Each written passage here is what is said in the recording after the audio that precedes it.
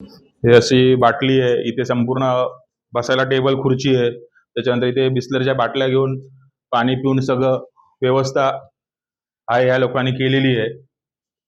त्याच्यानंतर इथे सध्या जे प्रकार चालू आहे, उद्या इथे काय इन्सिडेंट झाला, एखादा काय गैरवर्तन झालं किंवा काय झालं, तर त्यानंतर महानगरपालिकेला जाग येईल का? की हा एकदम म्हणजे रहिवासी क्षेत्र आहे, सगळेजण टॅक्स पेअर आहेत आणि 2020 पासून सगळे पाठपुरावा करतात आहे की बाबा इथे शौचालयाची व्यवस्था चांगली असावी, लोकांना सुविधा भेटावी. हे टॉयलेट बघा किती घाण आहे.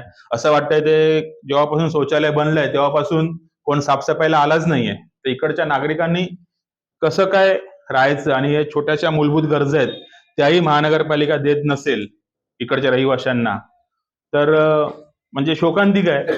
महानगरपालिका IS दर्जाचे आमचे कमिशनर आहेत, नेहमी नेहमी जे आमचे साबळे साहेब आहेत PRO, इन्स्टाला फेसबुकला मोठमोठे पोस्ट टाकतात बिफोर आफ्टर.